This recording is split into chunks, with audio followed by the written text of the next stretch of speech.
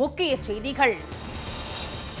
10 மணி நேர அலைக்கழிப்புக்கு பிறகு விடுவிக்கப்பட்டார் உதயநிதி. பெண்களை இழிவுபடுத்தும் நோக்கம் துளியும் இல்லை என விளக்கம். நடப்பு நிதியாண்டுக்கான பட்ஜெட்டை இன்று தாக்கல் செய்கிறது தவேக அரசு. தேர்தல் வாக்குறுதிகள், மகளிர் நல திட்டங்கள் இடம்பெறுமா என பொதுமக்கள் எதிர்பார்ப்பு. 3ஆம் நபர் காப்பீடு செய்த வாகனங்களுக்கு மட்டுமே பெட்ரோல், டீசல் விநியோகம். எண்ணெய் நிறுவனங்களுக்கு உச்சநீதிமன்றம் பரிந்துரை.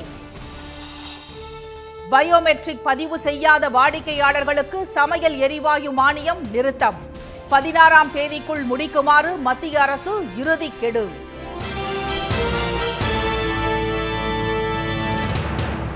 வணக்கம். தஞ்சை போலீசாரால் கைது செய்யப்பட்டு 10 மணி நேரம் வாகனத்தில் அலைக்கழிக்கப்பட்ட எதிர்க்கட்சித் தலைவர் திரு உதயநிதி ஸ்டாலின் 1.5 மணி நேர விசாரணைக்கு பிறகு விடுவிக்கப்பட்டார். டெல்டா பாசனத்துக்காக வழக்கமாக ஜூன் 12ஆம் தேதி மேட்டூர் அணை திறக்கப்படுவது வழக்கம். இந்த ஆண்டு தண்ணீர் திறக்கப்படாததால் குறுவை சாகுபடி பொய்த்து போனது. இந்நிலையில் காவிரி பிரச்சினை மற்றும் விவசாயிகள் எதிர்கொள்ளும் நெருக்கடிகளை கண்டித்து தஞ்சாவூரில் திமுக சார்பில் நேற்று முன்தினம் நடைபெற்ற ஆர்ப்பாட்டத்தில் பேசிய திரு உதயநிதி முதலமைச்சர் திரு விஜயின் நிர்வாக திறமையை கடுமையாக விமர்சித்தார். அவரது உரையின் போது தனிப்பட்ட முறையில் முதலமைச்சர் திரு விஜயை விமர்சித்ததாக 9 பிரிவுகளில் வழக்கு பதிவு செய்த போலீசார் நீலாங்கரை இல்லத்தில் திரு உதயநிதியை கைது செய்து தஞ்சைக்கு அழைத்துச் சென்றனர். அவரது கைதுக்கு எதிராக திமுக தொடர்ந்த வழக்கை விசாரித்த சென்னை உயர்நீதிமன்ற நீதிபதி திரு இளந்திரையன் திரு உதயநிதியை நேற்றே விடுவிக்குமாறு உத்தரவிட்டார். இந்நிலையில் தஞ்சைக்கு சாலை வழியாக 10 மணி நேரம் வாகனத்தில் அழைத்துச் சென்ற போலீசார் திடீரென அவரை செங்கிப்பட்டி காவல் நிலையத்துக்கு கொண்டு சென்றனர். ஆனால் வாகனத்தில் இருந்து இறங்க மறுத்த திரு உதயநிதி நீதிமன்றத்தில் கூறிய காவல் நிலையத்திற்கு கொண்டு செல்லுமாறு வலியுறுத்தினார். பின்னர் காவல் நிலையத்துக்குள் அவரை அழைத்துச் சென்ற போலீசார் 1.5 மணி நேரம் விசாரணை நடத்தினர். இதையடுத்து காவல் நிலைய ஜாமீனில் திரு உதயநிதி விடுதலை செய்யப்பட்டவுடன் திமுக தொண்டர்கள் வெடிவெடித்து மகிழ்ச்சியை வெளிப்படுத்தினர்.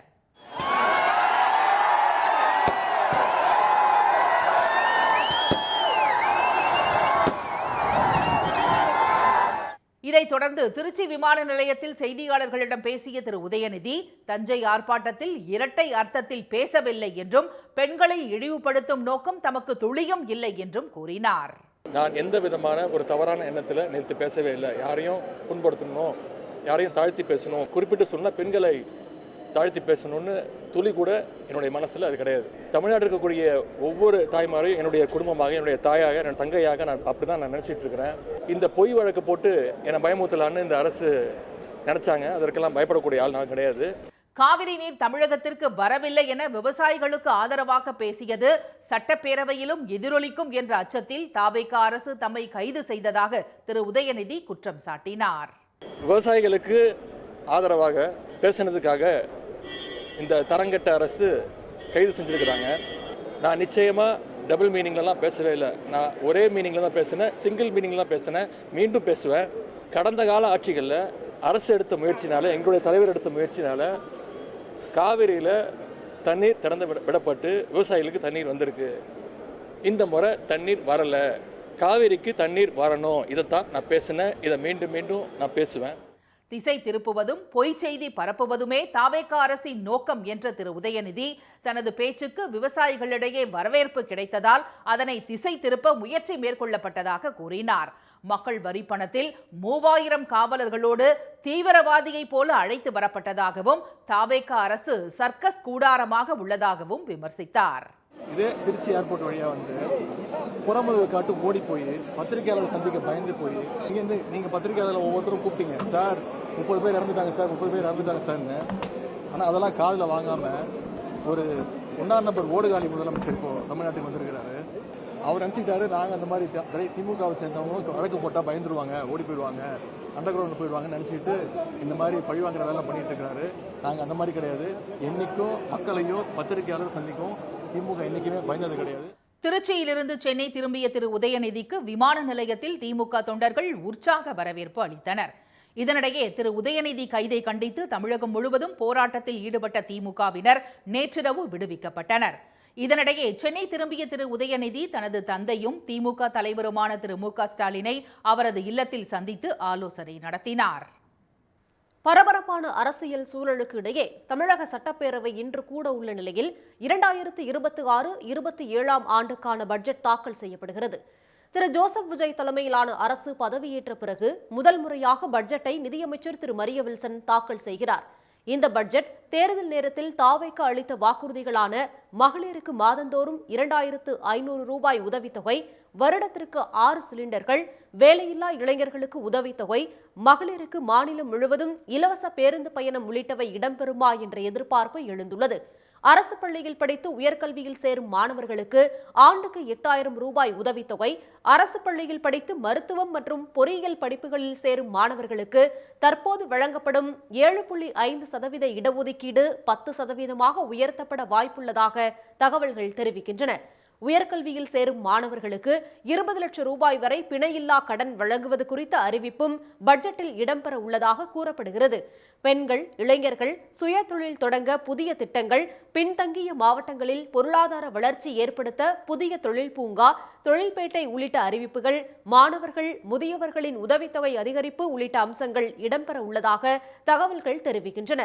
நாளை வேளாண் பட்ஜெட் தாக்கல் செய்யப்பட உள்ள நிலையில் பேரவை கூட்டத்தை எத்தனை நாட்கள் நடத்துவது என்பது குறித்து இன்று பிற்பகல் பேரவைத் தலைவர் திரு ஜேசிடி பிரபாகர் தலைமையில் நடைபெறும் அலுவல் ஆய்வுக் கூட்டத்தில் முடிவு செய்யப்படும். பட்ஜெட் மீதான விவாதம் முடிந்தவுடன் தொடர்ந்து துறைவாரியாக மானிய கோரிக்கை விவாதமும் நடைபெற இருக்கிறது. மொத்தம் 55 துறைகள் இருப்பதால் ஒவ்வொரு நாளும் 2-3 வீதம் எடுத்துக் கொள்ளப்பட்டு சுமார் 30 நாட்கள் சட்டப்பேரவை கூட்டம் நடைபெறும் என தெரிகிறது. இந்த கூட்டத்தொடரில் காவிரி விவகாரம், வேளாண் கடன் தள்ளுபடி, அறிவிக்கப்படாத மின்தடை, சட்டம் ஒழுங்கு பிரச்சினை உள்ளிட்டவற்றை எழுப்ப எதிர்க்கட்சிகள் திட்டமிட்டுள்ளதால் கூட்டத்தொடர் முழுவதும் அனல் பறக்கும் காட்சிகளுக்கு பஞ்சம் இருக்காது. 3ஆம் நபர் காப்பீடு உள்ள வாகனங்களுக்கு மட்டுமே எரிபொருள் விநியோகம் செய்யும் வகையிலான திட்டத்தை வகுக்கும்படி மத்திய அரசுக்கு உச்சநீதிமன்றம் பரிந்துரைத்துள்ளது. வாகன ஓட்டிகள் விபத்து காப்பீடு எடுப்பது தொடர்பாக நேஷனல் இன்சூரன்ஸ் கம்பெனி லிமிடெட் உச்சநீதிமன்றத்தில் மேல்முறையீடு செய்திருந்தது. இந்த மனு நீதிபதிகள் திரு சஞ்சய் கரோல், திரு பிரசாந்த் குமார் மிஸ்ரா ஆகியோர் அடங்கிய அமர்வு முன் விசாரணைக்கு வந்தது. அப்போது நாட்டின் சாலைகளில் இயங்கும் வாகனங்களில் 56% வாகனங்களுக்கு காப்பீடு இல்லாதது அதிர்ச்சி அளிப்பதாக தெரிவித்த நீதிபதிகள், இதனால் சாலை விபத்துகளில் பாதிக்கப்பட்ட பலர் உரிய நேரத்தில் இழப்பீடு பெற முடியாமல் போவதுடன் நீண்டகால சட்ட நடவடிக்கைகளை எதிர்கொள்ள வேண்டிய நிலை உள்ளதாக கூறினர். எனவே வாகன காப்பீட்டுடன் எரிபொருள் விநியோகத்தை இணைக்கும் முன்னோடி திட்டத்தை சாலை போக்குவரத்து மற்றும் நெடுஞ்சாலைகள் துறை அமைச்சகத்துடன் இணைந்து இந்திய காப்பீட்டு ஒழுங்குமுறை மற்றும் மேம்பாட்டு ஆணையம் உருவாக்க வேண்டும் என நீதிபதிகள் பரிந்துரைத்தனர். அதன்படி ஒரு வாகனத்திற்கு செல்லுபடியாகும் காப்பீடு இல்லை என்றால் காப்பீடு புதுப்பிக்கப்படும் வரை பெட்ரோல் நிலையங்களில் எரிபொருள் மறுக்கப்பட வேண்டும் என்று கூறிய நீதிபதிகள், அனைத்து வாகனங்களுக்கும் 3ஆம் தரப்பு காப்பீட்டை கட்டாயமாக்கும் மோட்டார் வாகன சட்டப்பிரிவு 146 உறுதி செய்வதை இந்த வழிமுறை அமல்படுத்தும் என்றும் அவர்கள் கூறினர். நம்பர் பிளேட் அடையாளம் காணும் தானியங்கி கேமராக்கள் வாயிலாக இந்த திட்டத்தை செயல்படுத்த நீதிமன்றம் பரிந்துரைப்பதாகவும் தெரிவித்த நீதிபதிகள், நெடுஞ்சாலைகள் மற்றும் சாலைகளில் நிறுவப்பட்டுள்ள அந்த கேமராக்களை இன்சூரன்ஸ் நிறுவனங்களின் தரவு தளம் மற்றும் மத்திய அரசின் வாகன் இணையதளத்துடன் ஒருங்கிணைக்குமாறு கூறி வழக்கை முடித்து வைத்தனர். சமையல் எரிவாயு சிலிண்டர் வாடிக்கையாளர்களின் EKYC எனப்படும் ஆதார் சரிபார்ப்பு வாயிலாக உண்மைத்தன்மையை உறுதி செய்வதற்கான பணியை வரும் 16ஆம் தேதிக்குள் முடிக்க வேண்டும் என மத்திய அரசு கெடு விதித்துள்ளது. Indian oil, Bharat petroleum, Hindustan petroleum ஆகிய எண்ணெய் நிறுவனங்கள் வீடுகளுக்கு 14.20 கிலோ எடையில் சமையல் எரிவாயு சிலிண்டர்களை விற்கின்றன. இந்நிலையில் சிலிண்டர் இணைப்பு பெற்றிருக்கும் பயனாளிகளின் உண்மை தன்மையை சரிபார்க்க எண்ணெய் நிறுவனங்களுக்கு மத்திய அரசு உத்தரவிட்டிருந்தது. அதன்படி சிலிண்டர் இணைப்பு யார் பெயரில் உள்ளதோ அவர் கேஸ் ஏஜென்சிக்கு சென்று கருவியில் விரல் ரேகை அல்லது கண் கருவிழி அல்லது முகம் பதிவு செய்து ஆதார் சரிபார்ப்பு வாயிலாக அவரது உண்மைத்தன்மை உறுதி செய்ய வேண்டும். இந்த பணியை முடிக்க பல முறை அவகாசம் நீட்டிக்கப்பட்டது. எனினும் மொத்தமுள்ள 2.40 கோடி வாடிக்கையாளர்களில் இன்னும் 15% பேர் அந்த பணியை முடிக்காமல் உள்ளனர். தற்போது உண்மைத்தன்மை சரிபார்ப்பு பணியை வரும் 16ஆம் தேதிக்குள் முடிக்க இறுதி அவகாசம் அளிக்கப்பட்டுள்ளது. அதற்குள் விரல் ரேகை பதிவு செய்யாத வாடிக்கையாளர்களுக்கு சிலிண்டர் மானியம் நிறுத்தப்பட வாய்ப்புள்ளது. தகுதியான பயனாளிகளுக்கு மானியம் கிடைப்பதை உறுதி செய்யவே இந்த உண்மைத்தன்மை சரிபார்ப்பு பணி நடத்தப்படுவதாக தெரிவித்துள்ள எண்ணெய் நிறுவனங்கள், எனவே இதுவரை அந்த பணியை முடிக்காதவர்கள் உடனடியாக தங்கள் ஏஜென்சிக்கு சென்று விரல் ரேகையை பதிவு செய்யுமாறு அறிவுறுத்தியுள்ளன. கர்நாடக அணைகளிலிருந்து திறந்துவிடப்பட்டுள்ள காவிரி நீர் தமிழகம் வந்தடைந்ததை அடுத்து ஒகேனக்கல் அருவிகளில் தண்ணீர் ஆர்ப்பரித்து கொட்டுகிறது. காவிரி நீர்பிடிப்பு பகுதிகளில் பெய்து வரும் தொடர் கனமழையால் கபினி அணையின் நீர்மட்டம் வேகமாக உயர்ந்து அணை நிரம்பியதை அடுத்து பாதுகாப்பு கருதி வினாடிக்கு 27,000 கன அடி தண்ணீர் காவிரி ஆற்றில் தமிழகத்திற்கு கடந்த சனிக்கிழமை திறந்துவிடப்பட்டது. 3 நாட்களுக்கு பிறகு நேற்று தமிழக எல்லையை வந்தடைந்த நிலையில் ஒகேனக்கல் காவிரி ஆற்றில் வினாடிக்கு 18,000 கன அடியாக நீர்வரத்து அதிகரித்துள்ளது. இதனால் பாறைகளாக காட்சியளித்த காவிரி ஆற்றில் தற்பொழுது வெள்ளம் பெருக்கெடுத்து ஓடுகிறது. ஒகேனக்கலில் மெயின் அருவி, சினி அருவி உள்ளிட்ட அருவிகளில் தண்ணீர் ஆர்ப்பரித்து கொட்டுவது பார்ப்பதற்கு ரம்மியமாக காட்சியளிக்கிறது. ஒகேனக்கலுக்கு நீர்வரத்து அதிகரிப்பால் அருவிகளில் குளிக்கவும் பரிசல் சவாரி செய்யவும் தடை விதிக்கப்பட்டுள்ளது. இப்போ காவிரி அணையில தண்ணி திறந்து விட்டுருக்காங்கன்னு கேள்விப்பட்டோம். சரி, தண்ணி திறந்து விட்டுருக்கதால நாங்கள் போட்டிங்லாம் போகலாம் அப்படின்ட்டு ஆசையாக ஃபேமிலியோட வந்திருந்தோம். கடைசியாக இங்கே பார்த்தா தண்ணி நிறைய வரதால போட்டிங்கும் விடலை, ஃபால்ஸில் குளிக்கலான்னு பார்த்தோம். குளிக்கிறதுக்கும் அலோவ் பண்ணலை. ரொம்ப கஷ்டப்பட்டு செலவு பண்ணி ஒர்க்லாம் விட்டுட்டு நாங்கள் இங்கே வந்திருக்கோம். கடைசியாக இங்கே எங்களால் என்ஜாய் பண்ண முடியல அப்படின்னு சொல்லிட்டு ரொம்ப கஷ்டமாக இருக்குது. கர்நாடக அணைகளிலிருந்து திறந்துவிடப்பட்ட காவிரி நீர் ஒகேனக்கல் வழியாக மேட்டூர் அணைக்கு வரத் தொடங்கியுள்ளது. இதனால் நீர்வரத்து வினாடிக்கு 4,923 கன அடியாக அதிகரித்து அணையின் நீர்மட்டம் 73 அடியை தாண்டியுள்ளது. மேட்டூர் அணைக்கு நீர்வரத்து அதிகரிக்க தொடங்கியுள்ளதால் டெல்டா பாசன விவசாயிகள் மகிழ்ச்சி அடைந்துள்ளனர். ஸ்ரீவில்லிபுத்தூரில் விசிக நிர்வாகிகள் மாமூல் கேட்டு மிரட்டுவதாக காவல் நிலையத்தில் மீன் வியாபாரிகள் புகார் தெரிவித்துள்ளனர். சிங்கம்மாள்புரம் பகுதியைச் சேர்ந்த குருவையா, ராஜபாண்டி, சத்தியமூர்த்தி, ஜான் உள்ளிட்ட 10க்கும் மேற்பட்டோர் சுமார் பல ஆண்டுகளுக்கும் மேலாக உழவர் சந்தை அருகே மீன் வியாபாரம் செய்து வருகின்றனர். இந்த நிலையில் விசிக நிர்வாகிகள் மீன் கடைகளை தொடர்ந்து நடத்த வேண்டும் என்றால் தங்களுக்கு 1 லட்சம் ரூபாய் மாமூல் தர வேண்டும் என்றும், இல்லை என்றால் யாரும் கடையை நடத்த முடியாது என்று மிரட்டல் விடுப்பதாகவும் காவல் நிலையத்தில் புகார் அளித்துள்ளனர். விசிக மாவட்ட செயலாளர் பல்க் ராஜா தலைமையிலான 10 பேர் கொண்ட கும்பல் மீது நடவடிக்கை எடுக்க வேண்டும் என்று மீன் வியாபாரிகள் வலியுறுத்தியுள்ளனர்.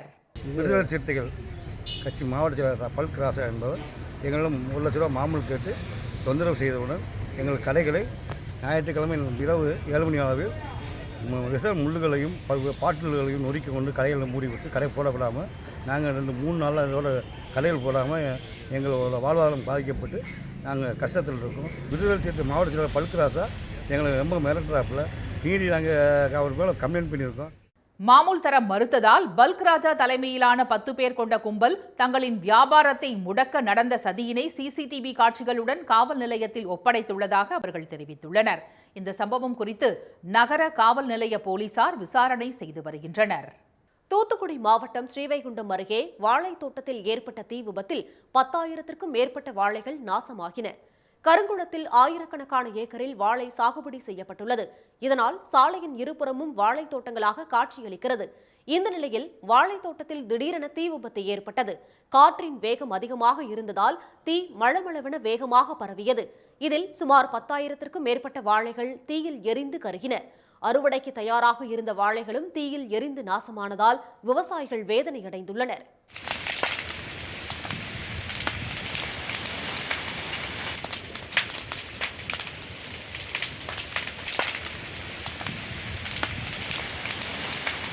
தகவல் அறிந்து சம்பவ இடத்திற்கு விரைந்து சென்ற தீயணைப்பு துறையினர் தீ மேலும் பரவாமல் கட்டுப்படுத்தி அணைத்தனர்.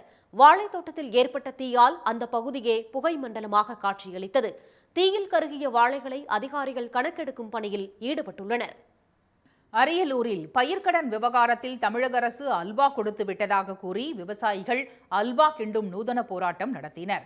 5 ஏக்கருக்கு உட்பட்ட விவசாய நிலங்களுக்கு முழுமையான தள்ளுபடி மற்றும் 5 ஏக்கருக்கு மேற்பட்ட விவசாய நிலங்களுக்கு 50% தள்ளுபடி என்று தேர்தலின் போது அளித்த வாக்குறுதிகளை நிறைவேற்ற வலியுறுத்தி தொடக்க வேளாண்மை கூட்டுறவு வங்கிகளில் மனு கொடுக்கும் போராட்டம் தொடர்ச்சியாக நடைபெற்று வருகிறது. இந்த விவகாரத்தில் அரசின் கவனத்தை ஈர்க்கும் வகையில் அரியலூர் மாவட்டத்தில் உள்ள திருமானூர் ஒன்றியத்துக்கு உட்பட்ட காமரசவல்லி கிராமத்தில் அல்வா கிண்டும் நூதன போராட்டத்தில் விவசாயிகள் ஈடுபட்டனர்.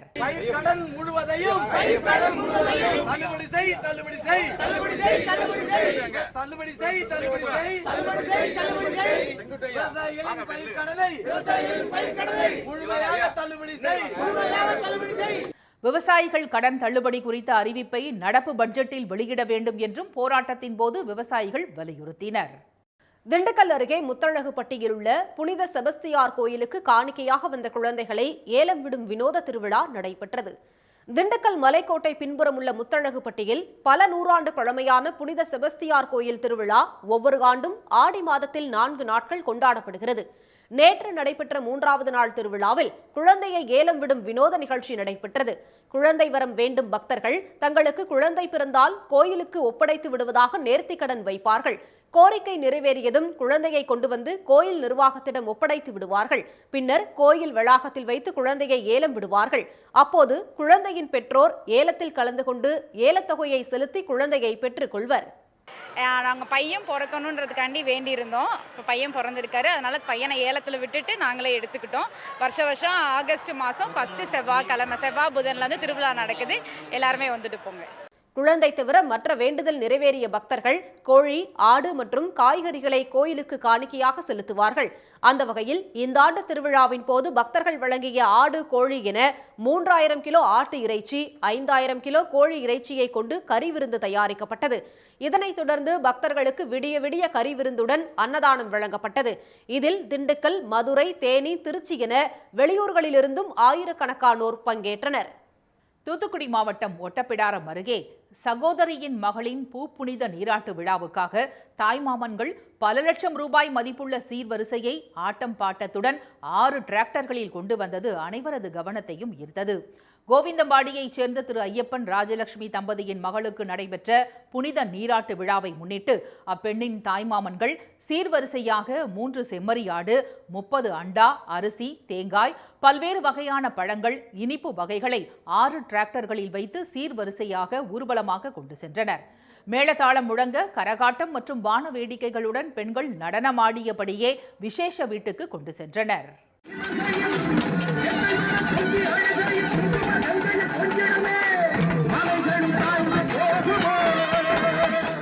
இதனால் அந்த பகுதியே திருவிழா போல் காணப்பட்டது. அந்த பெண்ணின் தாய்மாமன் சீராக 5 லட்சம் ரூபாய் மதிப்பிலான சீர்வரிசைகள் ஊர்வலமாக கொண்டு சென்று சகோதரி மகளுக்கு சீதனம் வழங்கிய நிகழ்வால் அந்த பகுதியே திருவிழா கோலம் பூண்டு காணப்பட்டது. இலங்கையில் கொட்டி வரும் கனமழைக்கு 8 பேர் பலியான நிலையில் வீடுகளுக்குள் வெள்ள நீர் புகுந்ததால் மக்கள் பெரும் சிரமத்திற்கு உள்ளாகியுள்ளனர். அந்நாட்டில் நுவரெலியா, கண்டி, ரத்தினபுரி, கேகாலை உள்ளிட்ட மாகாணங்களில் கடந்த 3 நாட்களாக மழை வெளுத்து வாங்கி வருகிறது. இதனால் முக்கிய ஆறுகளில் வெள்ளம் கரைபுரண்டு ஓடுகிறது. ஆற்று நீர் தாழ்நில பகுதிகளில் உள்ள நகரங்கள் மற்றும் கிராமங்களுக்குள் புகுந்துள்ளது.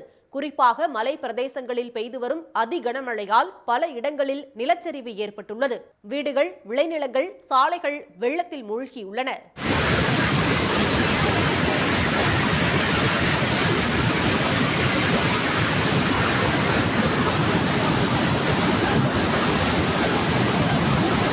மண் சரிவில் சிக்கி ஏராளமான வீடுகள் சேதமடைந்துள்ளன. பல இடங்களில் மரங்கள் வேரோடு சாய்ந்துள்ளதால் போக்குவரத்து பாதிக்கப்பட்டுள்ளது. கனமழையால் 3000க்கும் மேற்பட்ட குடும்பங்களைச் சேர்ந்த 10,000க்கும் மேற்பட்டோர் பாதிக்கப்பட்டுள்ளனர்.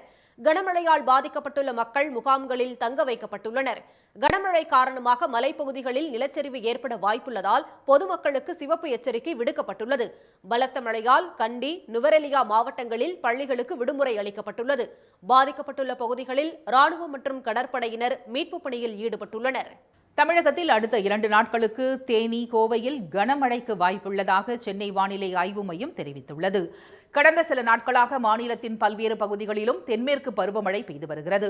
இதனால் வெயிலின் தாக்கம் குறைந்துள்ளது. சென்னை மற்றும் புறநகர் பகுதிகளிலும் இரவு நேரங்களில் மழை பெய்து வருகிறது. பட்டினப்பாக்கம், அடையாறு, தியாகராய நகர், தேனாம்பேட்டை, கிண்டி, வேளச்சேரி, வடபழனி உள்ளிட்ட பல்வேறு இடங்களில் நேற்றிரவு மிதமான மழை பெய்தது.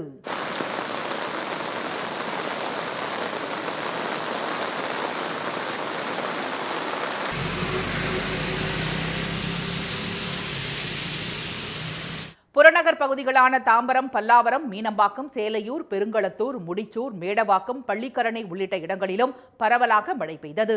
மாமல்லபுரம் மற்றும் கள்ளக்குறிச்சியில் பெய்த மழையால் குளிர்ச்சியான சூழல் நிலவியது. ஆரணியில் இரவு நேரத்தில் 2வது நாளாக நேற்றும் மழை பெய்தது.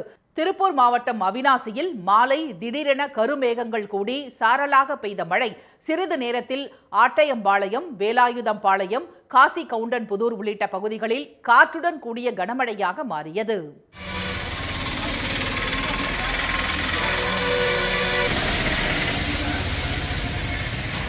கோபிச்செட்டிப்பாளையம், மொடச்சூர், கரட்டூர் பகுதிகளிலும் பரவலாக மழை பெய்தது. கரூரில் வெங்கமேடு, பவித்திரம், தான்தோன்றிமலை உள்ளிட்ட பல்வேறு பகுதிகளில் காற்றுடன் கூடிய கனமழை கொட்டியது. பரமத்தி வேலூரில் நீண்ட நாட்களாக வெயிலில் அவதிப்பட்டு வந்த மக்களுக்கு நேற்று பெய்த மிதமான மழை மகிழ்ச்சியை ஏற்படுத்தியது. மானாமதுரையில் 1 மணி நேரத்திற்கு மேலாக இடி மின்னலுடன் கனமழை கொட்டி தீர்த்தது. இதனிடையே இலங்கை மற்றும் அதனை ஒட்டிய வங்கக்கடல், கர்நாடகா, ஆந்திரா பகுதிகளில் தலா ஒரு வளிமண்டல சுழற்சியும், வட தமிழக கடலோர பகுதிகளில் கீழ்மட்ட வளிமண்டலத்தில் ஒரு பலவீனமான காற்றழுத்த தாழ்வு பாதையும் நிலவுகிறது. இதன் காரணமாக சென்னை, திருவள்ளூர், காஞ்சிபுரம், செங்கல்பட்டு உள்ளிட்ட மாவட்டங்களில் இன்று முதல் 3 நாட்களுக்கு மிதமான மழை பெய்யக்கூடும் என்று சென்னை வானிலை மையம் தெரிவித்துள்ளது. தேனி, கோவையில் நாளை கனமழைக்கு வாய்ப்புள்ளதாகவும் தெரிவிக்கப்பட்டுள்ளது. மீண்டும் முக்கிய செய்திகள். தஞ்சை போலீசாரால் கைது செய்யப்பட்டு 10 மணி நேரம் வாகனத்தில் அலைக்கழிக்கப்பட்ட எதிர்க்கட்சித் தலைவர் உதயநிதி ஸ்டாலின் 1.5 மணி நேர விசாரணைக்கு பிறகு விடுவிக்கப்பட்டார். பரபரப்பான அரசியல் சூழலுக்கு இடையே தமிழக சட்டப்பேரவை இன்று கூட உள்ள நிலையில் 2026-27 ஆண்டுக்கான பட்ஜெட் தாக்கல் செய்யப்படுகிறது. 3ஆம் நபர் காப்பீடு உள்ள வாகனங்களுக்கு மட்டுமே எரிபொருள் விநியோகம் செய்யும் வகையிலான திட்டத்தை வகுக்கும்படி மத்திய அரசுக்கு உச்சநீதிமன்றம் பரிந்துரைத்துள்ளது. இத்துடன் இந்த செய்திகள் நிறைவடைந்தன. மீண்டும் சன் டிவியில் செய்திகள் மாலை 6 மணிக்கு. செய்திகளை உடனுக்குடன் தெரிந்து கொள்ள QR கோடை ஸ்கேன் செய்து சன் நியூஸ் வாட்ஸ்அப் சேனலுடன் இணைந்திருங்கள். வணக்கம். வணக்கம்.